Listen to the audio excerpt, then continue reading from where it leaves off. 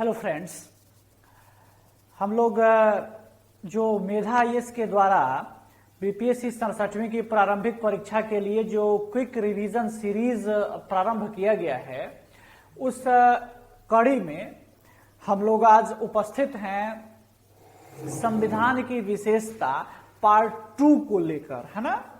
और जैसा कि इसका पार्ट 1 का जो एपिसोड है वो पहले व्याख्यायित हुआ है हम लोगों के इस मंच पर, आज उसी का सेकंड पार्ट करके और आज इस टॉपिक को हम फिनिश करेंगे, ताकि इस विषय से, इस टॉपिक से जो एक प्रश्न आपकी परीक्षा में बनता है उसको आप यहां से आराम से हल कर सकें, उसके लिए एक व्यवस्था बन सके, ये मेरी कोशिश है इस टॉपिक में।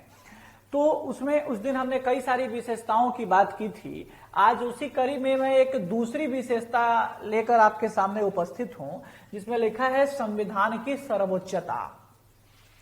अगर हम संविधान की सर्वोच्चता के बारे में बात करें तो इंडिया में जो संविधान है, जो हमारा कॉन्स्टिट्यूशन है, वो सर्वोच्च है। एक तरह से वह भारत की सर्वोच्च विधि है, और ऐसा आप कहिए कि भारत में जितनी विधियां हैं उन सभी विधियों का स्रोत है संविधान, है ना। यह सर्वविदित है कि भाई जो संविधान बनता है वह मूल और स्थापित नजीरों का एक समुच्चय होता है ना। उसको कहते हैं हम कि यह मूल और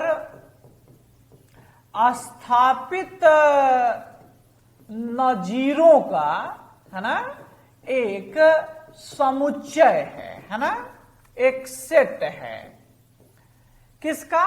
मूल। मूल का मतलब क्या है? फंडामेंटल, है ना।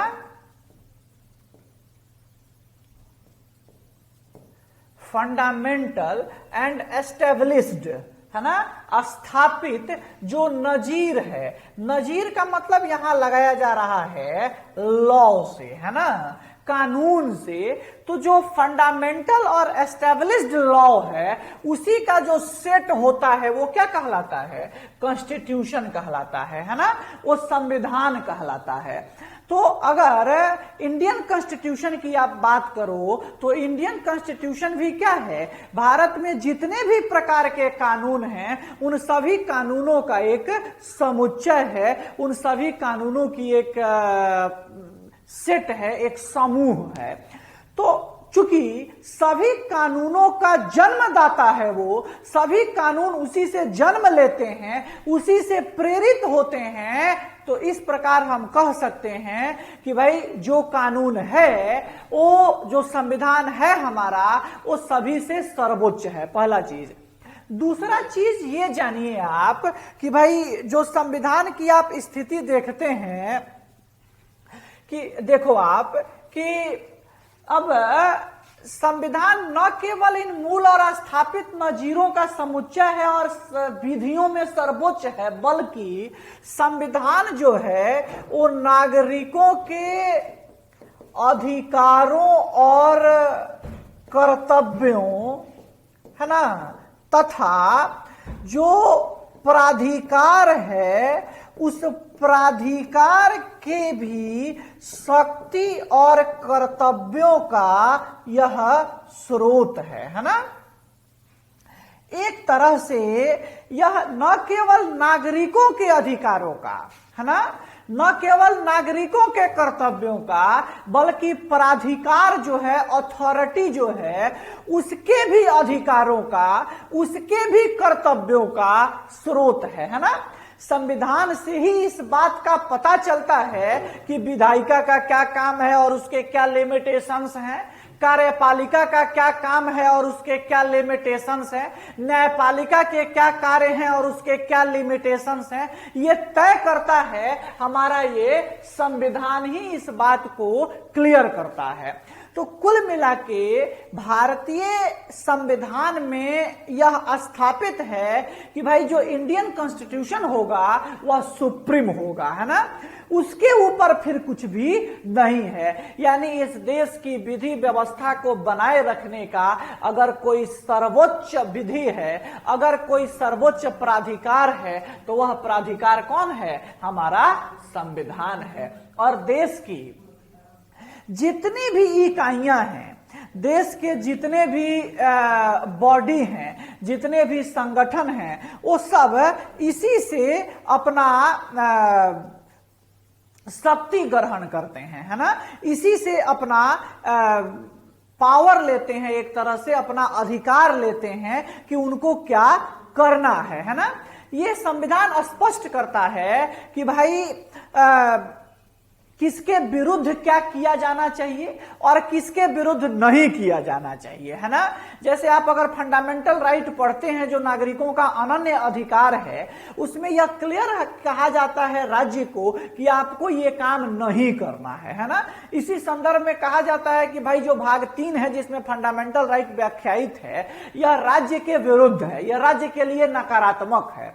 लेकिन वहीं अगर भाग 4 की बात करिए जिसमें राज्य के नीति निर्देशक तत्व व्याख्यायित हैं, उसमें स्पष्ट रूप से इस बात की चर्चा है कि राज्य को क्या करना है। तो इन सब बातों की स्थापना इसी संविधान के द्वारा किया जाता है, यही संविधान बताता है। इस प्रकार इससे यह ध्वनित हो रहा है कि भारत में अगर कोई विधि है जो सर्वोच्चता के साथ हमारी व्यवस्था को बनाए रखने के लिए उत्तरदायी है, तो वह विधि कैसी है? संविधान है, वह हमारा कॉन्स्टिट्यूशन है ना। चलिए एक अगली विशेषता के बारे में भी हम लोग बात यहां करेंगे।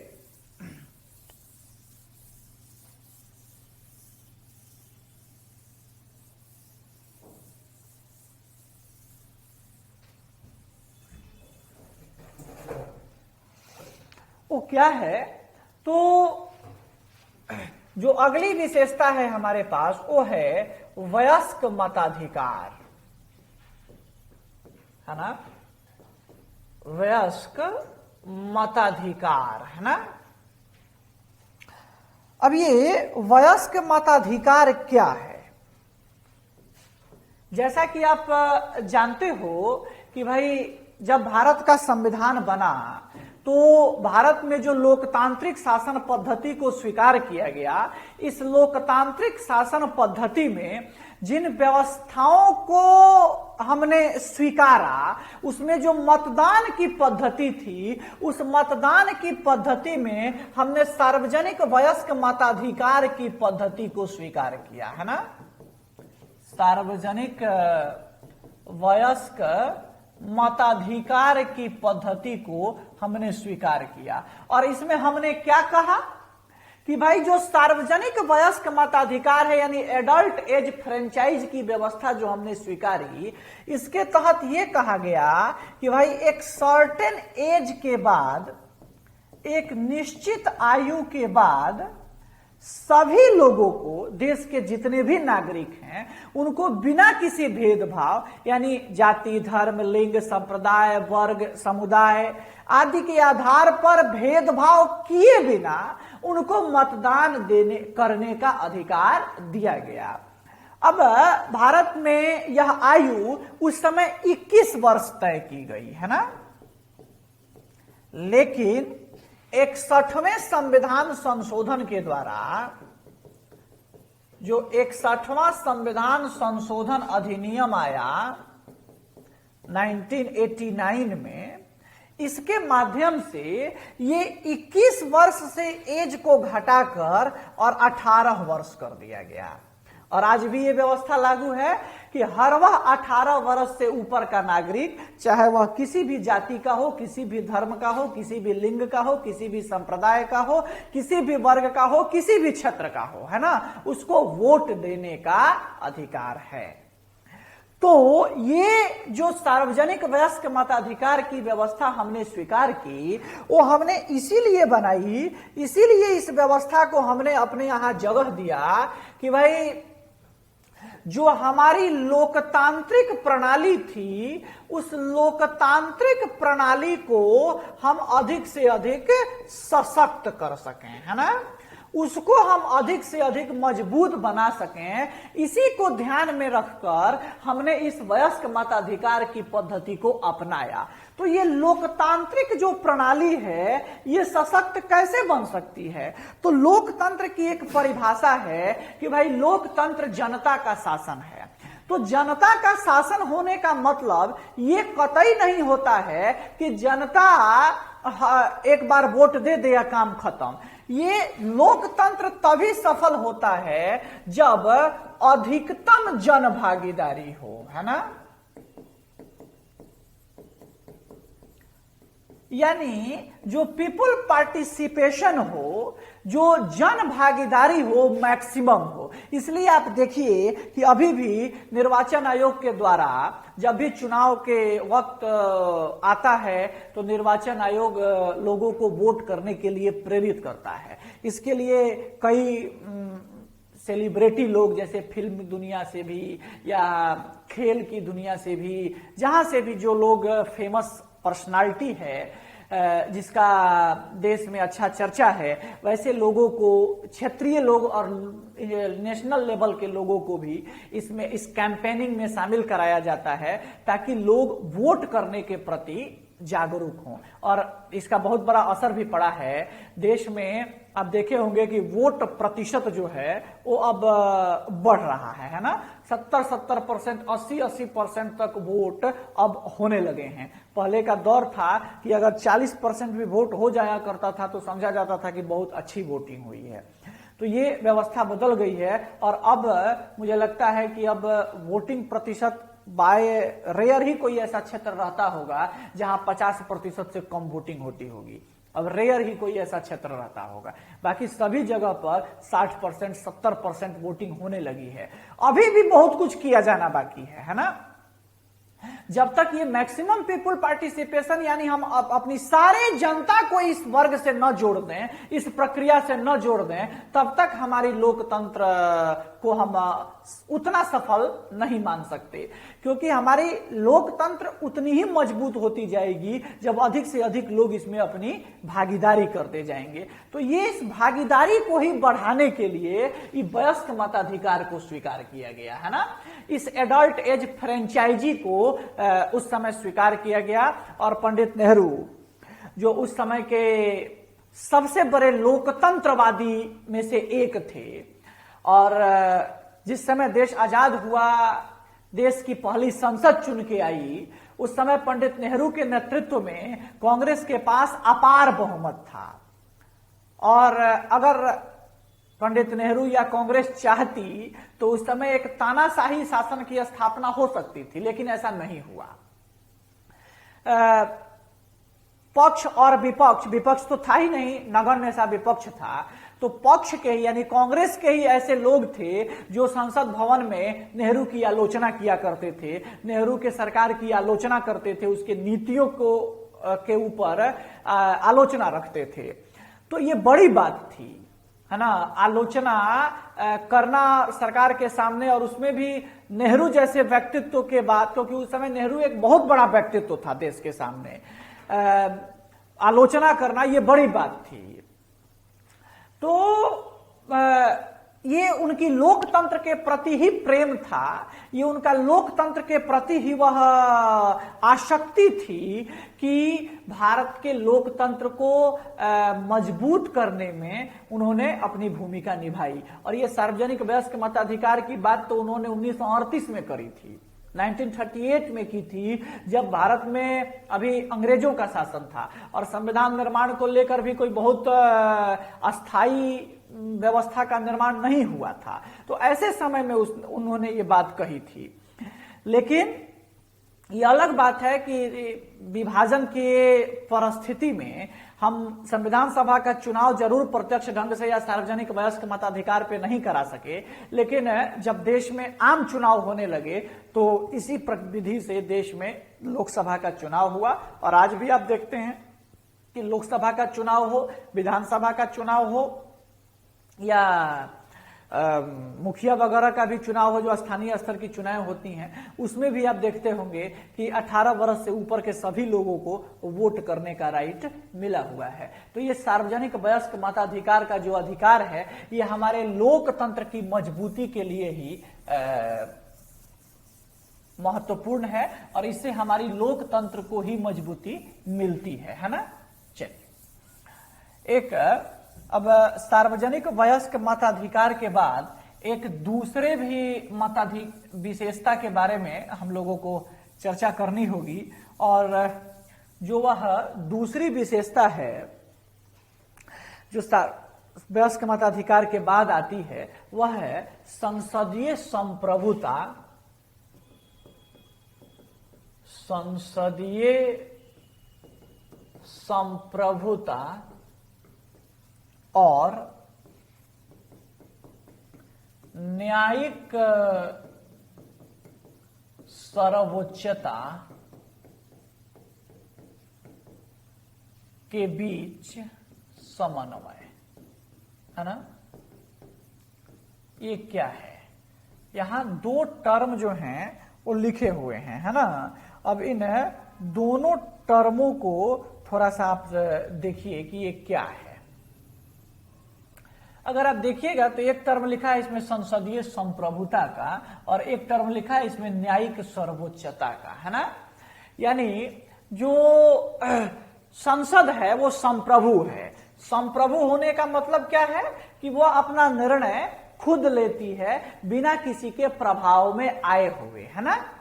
उसी तरह से न्यायिक सर्वोच्चता, यानी जो भारत की न्यायपालिका है वह भी सर्वोच्च है ना। तो दोनों के बीच समन्वय दिया गया है। दोनों देखिए, दोनों का काम अलग अलग है ना। दोनों की जो निर्माण किया गया है, दोनों के निर्माण अलग अलग उद्देश्य से किए गए हैं। थोड़ा सा उसके स्ट्रक्चर को समझ जाएंगे तो चीजें और आसान बन जाएगी। जैसे भारत में अब यदि कोई सरकार का गठन होता है, तो अब आप देखिए कि भारत में जब सरकारें बनती हैं तो सरकार 3 अंगों से मिलकर बनती है ना। उसमें एक को कहते हैं विधायिका, है ना। दूसरे को कहते हैं कार्यपालिका, और तीसरे को कहते हैं न्यायपालिका, है ना। विधायिका, न्यायपालिका, कार्यपालिका और न्यायपालिका। इसमें विधायिका का काम क्या है? इसमें अगर आप विधायिका के काम को देखिए तो विधायिका का काम क्या है? तो विधायिका के काम को हम कहते हैं कि भाई इसका काम है विधि निर्माण करना, है ना।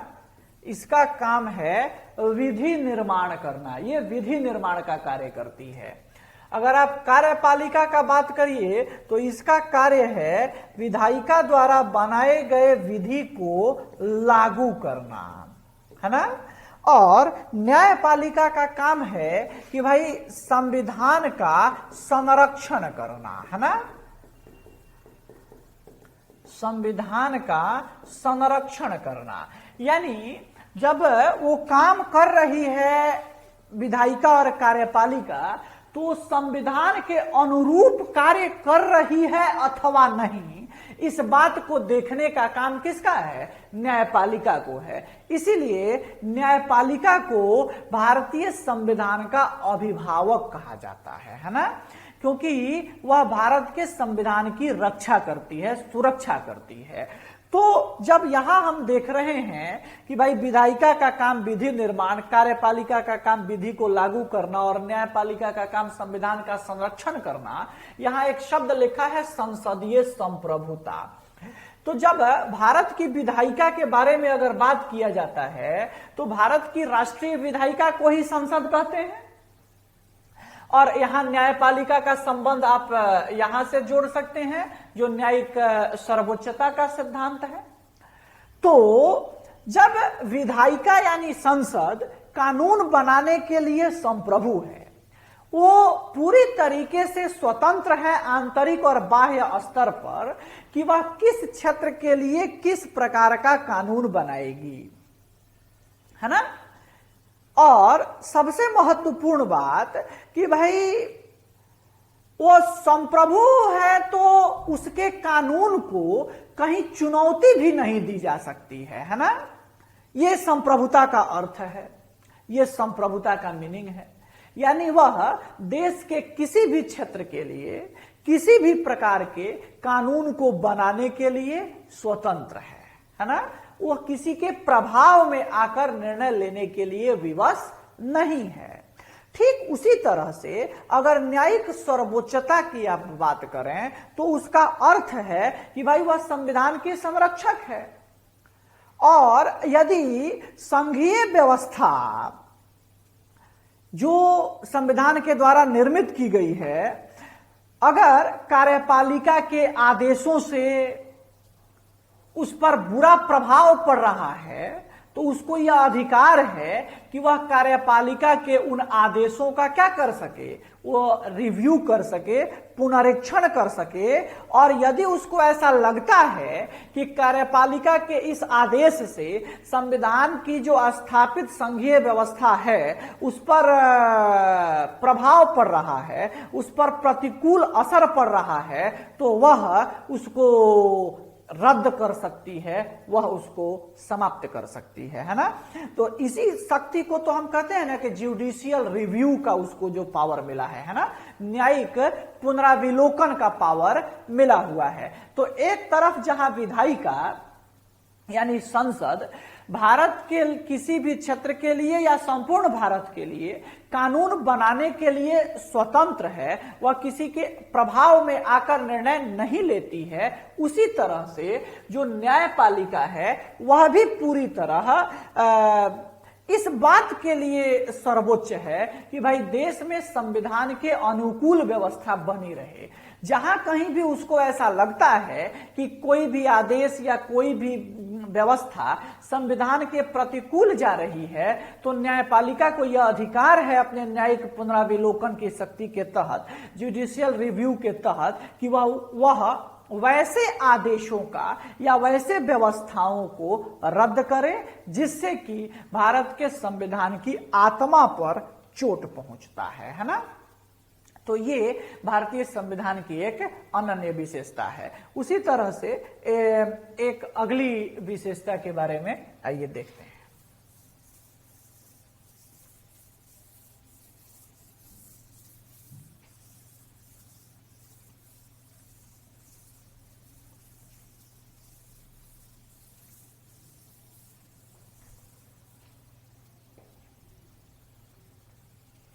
एक अगली विशेषता है मौलिक अधिकार, है ना।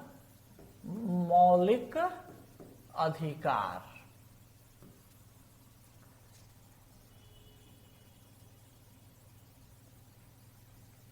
ये मौलिक अधिकार जो हैं ये क्या है?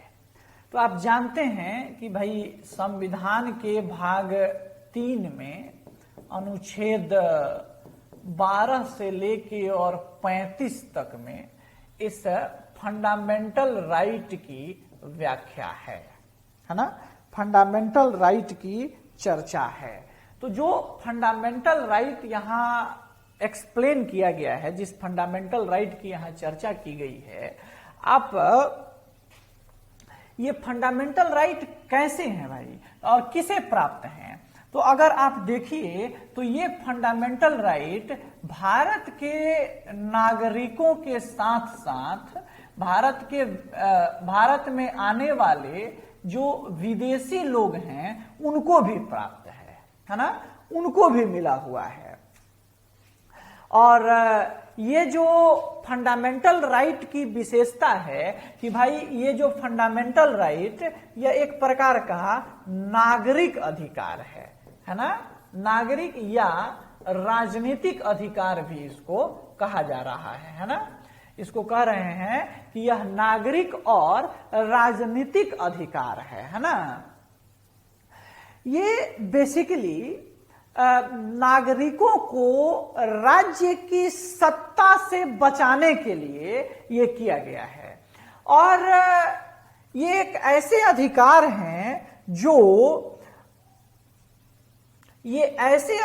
हैं जो नागरिकों का सर्वांगीण विकास सुनिश्चित करता है ना। यह नागरिकों का ऑल अराउंड डेवलपमेंट जो है उसको तय करता है, उसको यह निश्चित करता है कि भाई इससे नागरिकों का जो ऑल अराउंड डेवलपमेंट होगा, यानी नागरिकों का राजनीतिक, सामाजिक, आर्थिक, नैतिक, चारित्रिक, आध्यात्मिक, चारों तरफ से नागरिकों का इसमें विकास होगा।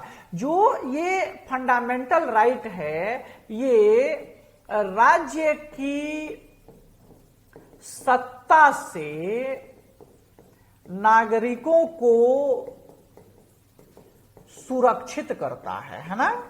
एक तरह से यह राज्य के विरुद्ध नागरिकों को दिया गया अधिकार है, जिस अधिकार के बदौलत नागरिक अपना विकास जो है वो सुनिश्चित करता है ना। नागरिक अपना विकास जो है वो तय करता है। इसी में आप देखिए कि ये जो फंडामेंटल राइट है, ये फंडामेंटल राइट अमेरिका से लिया गया है ना। ये अमेरिका से लिया गया है, अमेरिका से गृहीत है फंडामेंटल राइट। और जिस समय हमारा संविधान बन रहा था, उस समय फंडामेंटल राइट की संख्या 7 थी, है ना। पर वर्तमान में इसकी संख्या जो है वो अब 7 नहीं है। वर्तमान में इसकी संख्या 6 हो गई है ना। इसकी संख्या जो है वो अब 6 हो गई है। और क्योंकि जो संपत्ति का अधिकार था उसको 44वें संविधान संशोधन अधिनियम 1978 के द्वारा जो अनुच्छेद 31 में था, इसको यहां से निरसित कर दिया गया है ना। इसको यहां से हटा दिया गया और इसको लेके चला गया है 300A में। अब यह फंडामेंटल राइट नहीं बल्कि यह एक विधिक अधिकार है ना। इस प्रकार अब आप देखिए कि भारत में अब जो फंडामेंटल राइट की संख्या है वो अब 6 हो गई है। उसकी संख्या अब 6 है। ये एक प्रमुख विशेषता हुई भारत के संविधान की। इसके अतिरिक्त अगर आप 1-2 और विशेषताओं को भी आप इसमें देख सकते हैं।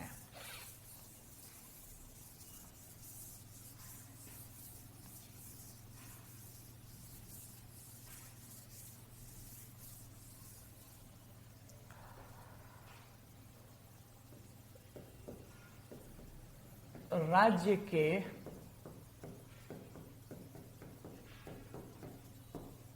नीति निर्देशक सिद्धांत, है ना। देखिए, राज्य के नीति निर्देशक सिद्धांत, ये भी संविधान के भाग 4 में इसका उल्लेख है ना।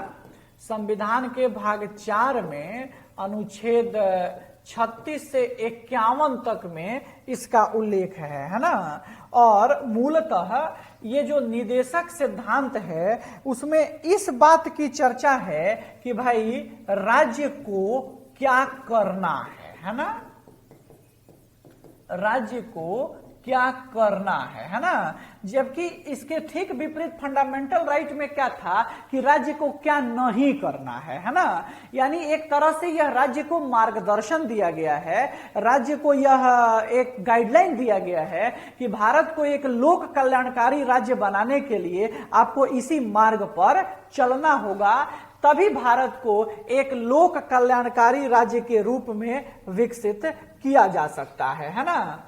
ये जो संविधान की विशेषता है ये आयरलैंड से ली हुई है ना। ये आयरलैंड से गृहीत है और आयरलैंड से जो ये व्यवस्था ली गई है, इसमें एक और महत्वपूर्ण बात है कि भारत के संविधान में ये बनाया गया है कि जो नीति निर्देशक तत्व है यह वाद योग्य नहीं है ना, वाद योग्य नहीं है। वाद योग्य नहीं है इसका मतलब यह है कि इसको न्यायालय के द्वारा लागू नहीं कराया जा सकता है ना, इसको न्यायालय के द्वारा स्थापित नहीं कराया जा सकता है। जबकि फंडामेंटल राइट जो है वो वाद योग्य है, और अगर वो आपसे कोई छीनता है या कोई लेता है तो आप उसके लिए सीधे न्यायालय की शरण में जा सकते हैं, न्यायालय के पास जा सकते हैं। ये आपको फंडामेंटल राइट में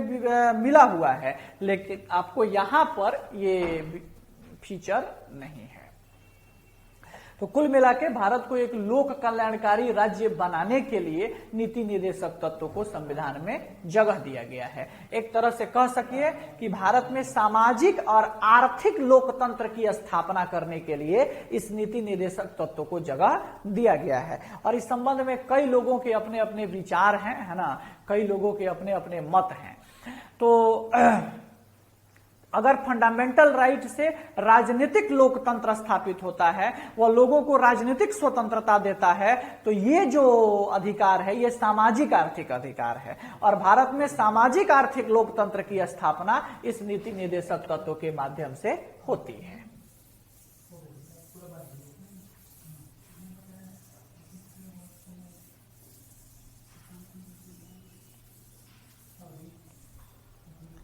अब आइए एक और विशेषता है, उसको कहते हैं मूल कर्तव्य। ये सब बहुत इजी हैं और इस सब का इसीलिए मैं यहाँ डिटेल वर्णन भी नहीं कर रहा हूं, क्योंकि इस सब का तो अलग अलग चैप्टर ही हम लोगों को पढ़ना है ना, इसलिए इसका पूरे डिटेल बात वहां तो करेंगे ही करेंगे, है ना।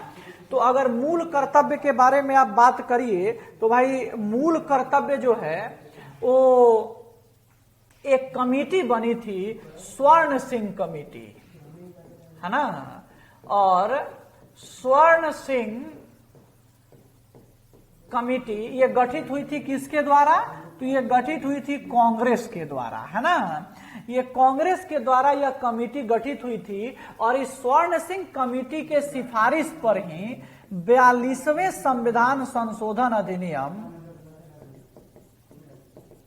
जो 42वां संविधान संशोधन अधिनियम है उस 1976, उसी के माध्यम से ये संविधान में ऐड किया गया, ये संविधान में जोड़ा गया, है ना। और इसके लिए एक संविधान में अलग व्यवस्था बनाई गई, एक अलग जगह दिया गया, संविधान में एक भाग जोड़ा गया, भाग 4A, है ना। और उसमें एक नया अनुच्छेद जोड़ा गया, वह अनुच्छेद था अनुच्छेद 51A।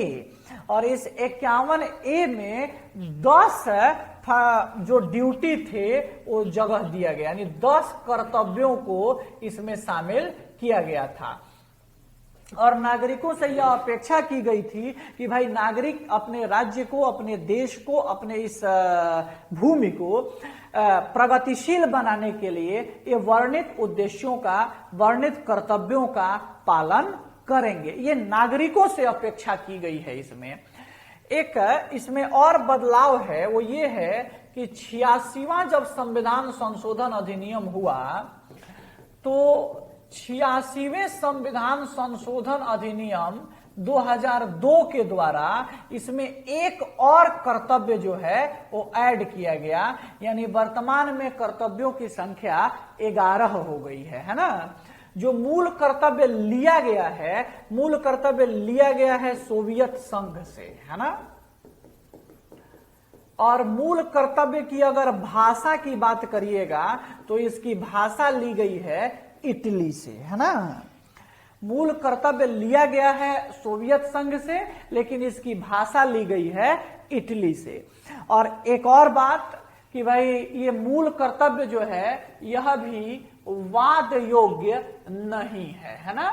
यह भी जो है वाद योग्य नहीं है। वाद योग्य नहीं है अर्थात ये इसके लिए भी आप न्यायालय नहीं जा सकते हैं, इसके लिए भी आप न्यायालय के शरण में उपस्थित नहीं हो सकते हैं, है ना।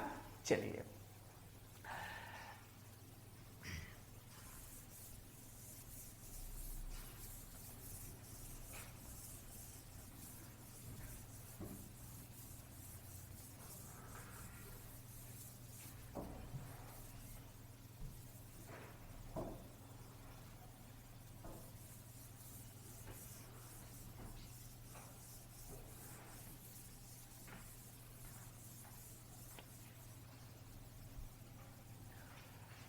चलिए, अब एक और थोड़ी छोटी सी विशेषता है, उसको भी जान लीजिए। वो है पंथ निरपेक्षता।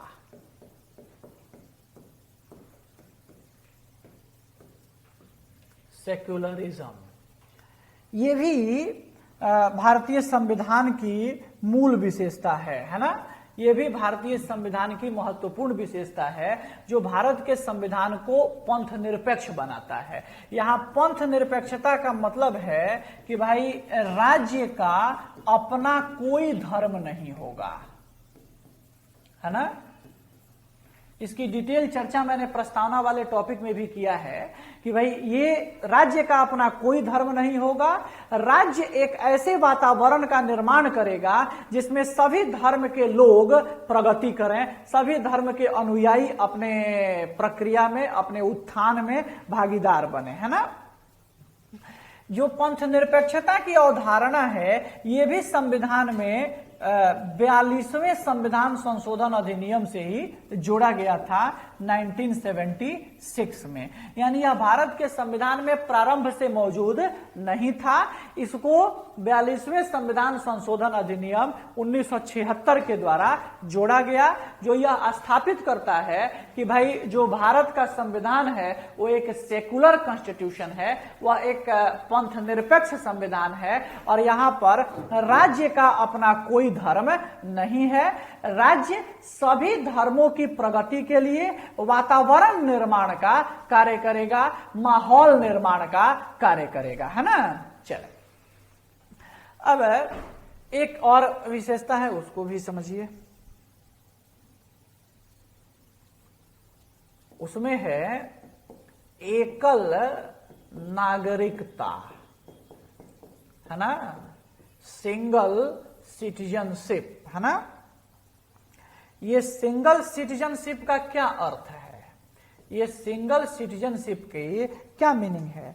भारत के संविधान में भाई एकल नागरिकता जो है वो ब्रिटेन से लिया गया है ना। और इसका सीधा मतलब है कि जो भारत के नागरिक हैं वो भारत के ही नागरिक हैं, है ना।